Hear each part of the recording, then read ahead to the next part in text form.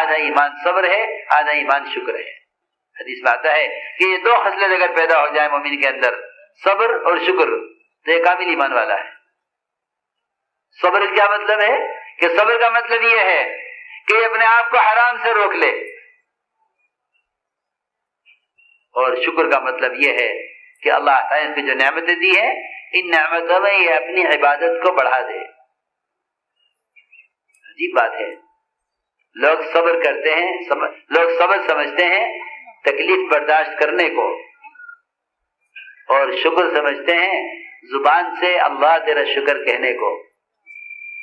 حالانکہ دونوں کا مطلب یہ نہیں ہے، دونوں کا مطلب یہ نہیں ہے۔ لوگ صبر سمجھتے ہیں تکلیف برداشت کرنے کو، اور شکر سمجھتے ہیں زبان سے اللہ تیرا شکر کہنے کو۔ حالانکہ دونوں کا مطلب یہ نہیں ہے۔ صبر کہتے ہیں حالات کے مقابلے میں حکم پر جمنا، صبر اسے کہتے ہیں۔ اسی لیے روزے کو صبر کا حدیث میں کہ روزہ صبر ہے، کیونکہ روزے دار کو کھانے سے، پینے سے، صحبت سے، باقی روزے دار کو بہت سے کاموں سے روزہ روک دیتا ہے، اسے روزے کو صبر کہا ہے۔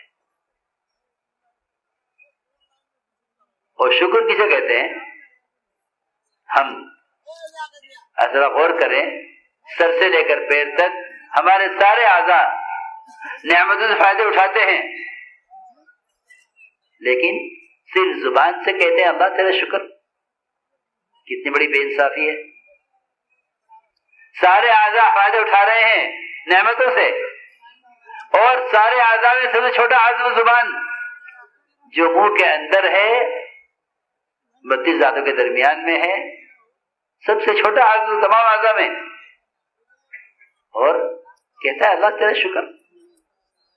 نہیں، اس شکر کے ادا کرنے کا، اس شکر کے ادا کرنے کی حقیقت یہ ہے کہ یہ سر سے لے کر اپنے پیر تک اپنے بدن کو اللہ کی عبادت میں تھکائے۔ یہ ہے اصل شکر کا مطلب ہے کہ حضور اکرم صلی اللہ علیہ وسلم جب کہا تھا عائشہ رضی اللہ تعالیٰ عنہ نے کہ اللہ نے آپ کے سارے گناہ معاف کر دیے، تو آپ اتنی کوشش کیوں کر رہے ہیں؟ آپ نے فرمایا افلا اکون عبدا شکورا، کہ کیوں میں اللہ کا شکر بندہ نہ بنوں؟ معلوم ہوتا ہے کہ شکر عبادت میں آگے بڑھنے کو کہتے ہیں۔ جب سارے بدن کے اعضاء فائدے اٹھا رہے ہیں نعمتوں سے، تو سارے بدن کے اعضاء شکر ادا کریں۔ ہاتھوں کا کیا عمل ہو، پیروں کا کیا عمل ہو، شرمگاہ کا کیا عمل ہو، آنکھوں کا کیا عمل ہو، کانوں کا کیا عمل ہو، سر سے لے کر پیر تک سارے اعضاء اطاعت پر آئیں۔ یہ ان سارے اعضاء کے نعمت سے فائدہ اٹھا کر شکر ادا کرنے کا اصل طریقہ ہے۔ لیکن ابھی زمانے میں نہ صبر کی خبر نہ شکر کی خبر۔ صبر کا حل کیا ہے؟ لوگ کہتے ہیں میاں صبر کرو حالات بدلیں گے۔ میری بات یاد رکھنا، میری بات یاد رکھنا، جو حالات گناہوں کی وجہ سے آئیں گے وہ صبر کرنے سے ٹھیک نہیں ہوں گے۔ جو حالات گناہوں کی وجہ سے آئیں گے وہ صبر کرنے سے ٹھیک نہیں ہوں گے، کیونکہ اللہ تعالی حالات لاتے ہیں تربیت کے لیے۔ حالات لاتے ہیں تربیت، شروع سے کہہ رہا ہوں کہ اللہ حالات لاتے ہیں تربیت کے لیے۔ لوگ سمجھتے ہیں حالات آئیں صبر کرو، نہیں، صبر کرنے سے حالات درست نہیں ہوتے۔ گناہوں کے ساتھ صبر کرنا ایسا ہے جیسے چوروں کا پٹائی پر صبر کرنا۔ ان چوروں کا صبر کرنے سے پولیس والوں پر حالات نہیں آئیں گے۔ یہ میں مثال دے رہا ہوں کہ آدمی گناہ کر کے صبر کرے کہ نہیں، گناہ کر کے صبر کرنا نہیں ہے، بلکہ اللہ کا حکم پورا کر کے صبر کرنا ہے۔ اس زمانے میں مسلمان کہتا ہے ہم مظلوم ہیں۔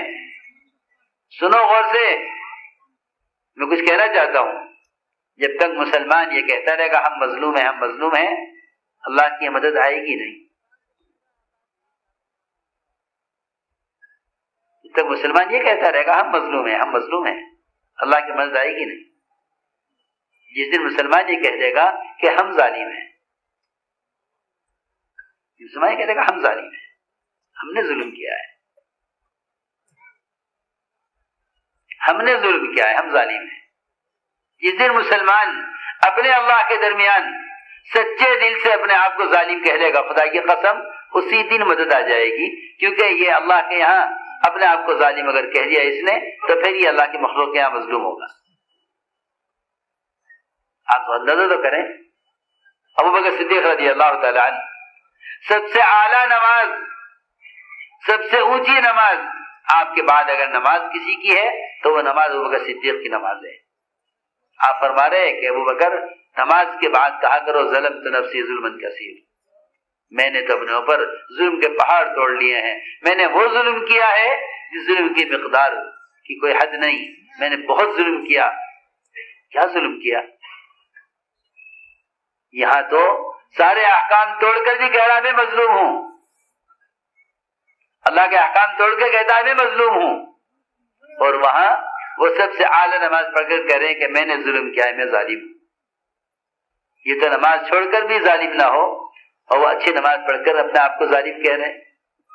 ذرا غور کرو,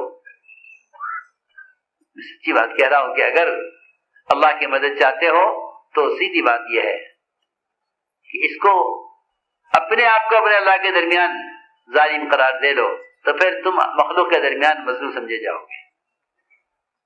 اور مظلوم کے اللہ کے درمیان تو کوئی پردہ نہیں ہے.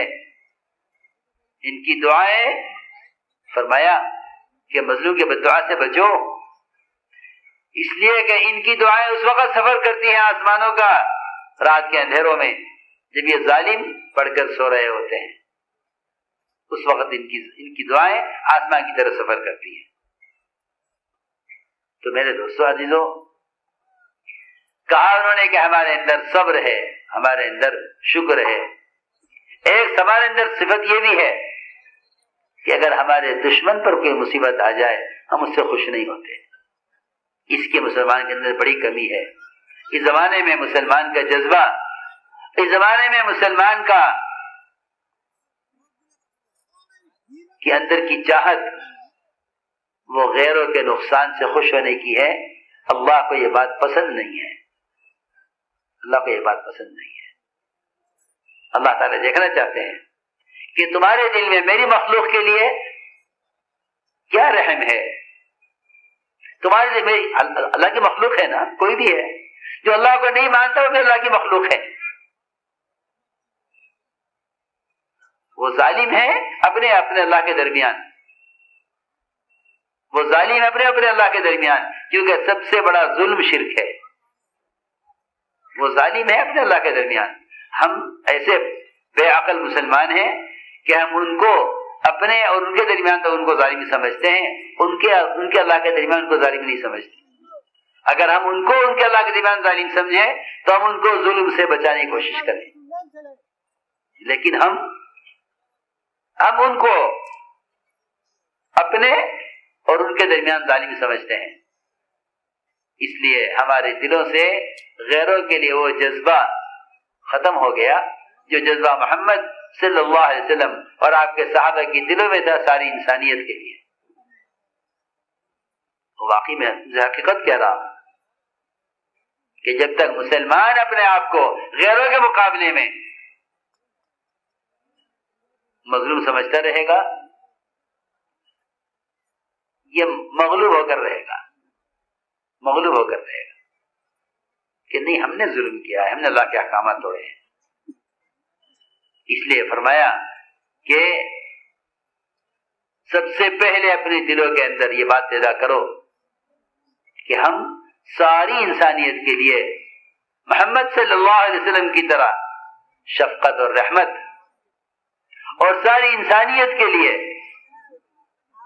ساری انسانیت کو جہنم سے بچا کر اللہ کی جنت اور جہنم سے بچا کر اللہ کے راستے پر لانے کی کم سے کم اس کی نیت تو ہو, اس کے لیے دعائیں تو ہوں. اس لیے کہ